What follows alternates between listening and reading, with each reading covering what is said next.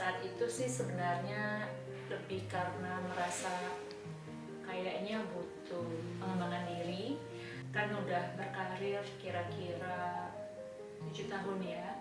Terus kemudian apalagi nih ya gitu ya, setelah udah bekerja terus cobalah kuliah lagi gitu, karena kayaknya pengen sesuatu yang untuk men-challenge diri, untuk bisa meningkatkan kemampuan, kompetensi juga, terus networking yang mungkin seperti itu. Ya, aku S1 itu di UI, Universitas Indonesia, jurusan Ilmu Komunikasi.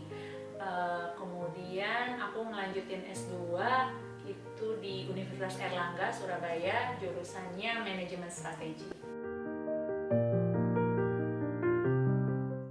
Saya udah bekerja di PJB saat itu dan terus perlu mengembangkan ilmu kemanajemenannya juga gitu, karena jadi saya pikir why not gitu ya kalau kita coba dengan manajemen itu menjadi hal yang baru dan juga mungkin bisa menambah ilmu, pengalaman juga dengan ilmu yang baru sih.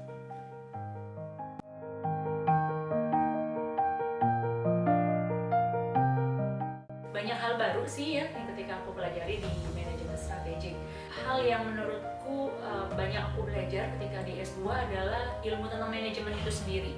Bagaimana melakukan perencanaan, terus kemudian mengorganisasi, terus kemudian juga melakukan evaluasi gitu ya, sehingga ilmu manajemen PDCA itu kita implementasikannya seperti apa.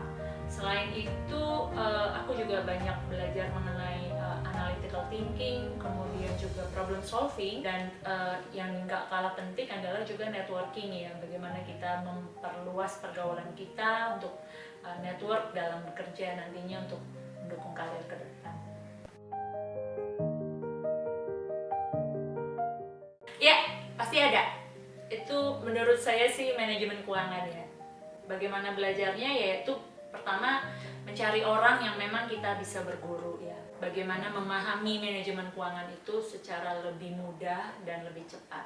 Kemudian banyak berdiskusi juga dengan teman-teman, terus kemudian banyak belajar kasus ya, mungkin seperti itu. Jadi itu mengasah kita untuk bisa akhirnya mengalahkan dari ketakutan kita atau ketidakmampuan kita akan ilmu itu sendiri. Jadi kuliahnya itu dari Senin sampai Jumat jam 7 sampai jam 10. Kita kerja dari setengah 8 sampai jam 4 officialnya. Jadi yang pasti pagi sampai sore fokus untuk bekerja, kemudian malam itu mulai masuk di dalam kuliah. Kemudian kalau ada tugas gitu ya, biasanya dikerjakan di akhir pekan. Baik itu tugasnya itu bisa tugas perorangan, juga bisa tugas kelompok. Jadi kalaupun ada tugas kelompok, kita akan janjian sama teman-teman gitu ya, sekaligus nongkrong-nongkrong lah, healing-healing gitu. Sedangkan kalau tugas pribadi ya curi-curi waktu lah, misalnya kalaupun misal weekend masih belum selesai, ya mungkin pas jam istirahat atau di sela antara jam pulang kantor sama jam kuliah. Aku tuh sebenarnya lebih senang tuh belajar bareng-bareng ya. Jadi artinya ada interaksi dengan teman gitu. Terus kalau dengan teman tuh kayak bisa langsung bertukar pikiran, atau kalau ada yang kita ragu kita bisa saling tanya, atau kalau kita tahu kita bisa kasih tahu. Terus kemudian studi kasus ya, itu juga menurutku paling enak lah, untuk aplikasinya tuh langsung jelas gitu, bahwa kalau ada kasus ini teorinya ini gitu ya, terus bisa juga digunakan untuk kasus-kasus yang lain. Biasanya aku akan memilih untuk mengerjakan yang paling mudah dulu, karena pengalaman yang dulu pernah terjadi, dimulai dari yang paling sulit, aku udah mandek duluan, akhirnya effort kita udah habis di situ, waktunya udah habis di situ, sehingga padahal masih ada beberapa lagi yang lain yang belum selesai. Nah sejak saat itu aku belajar untuk kerjain aja dulu yang mudah, sebagian udah selesai, nanti tinggal sebagian yang berat akan terasa lebih ringan. Yang pertama, niat.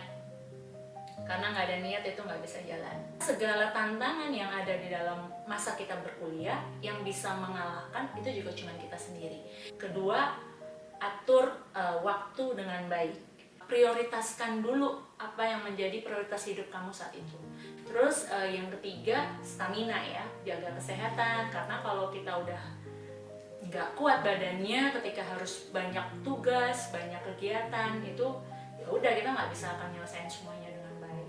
Sama mungkin yang keempat, kalau mau kuliah tanpa biaya orang tua, biaya itu juga menjadi pertimbangan. Karena kayak aku dulu, aku juga membayar uang kuliah S2 aku sendiri, jadi ngatur keuangan kita sendiri gitu dengan sebaik-baiknya. Jadi mana yang menjadi prioritas kamu saat itu, ya kamu atur sesuai dengan kemampuan kamu. Gitu sih.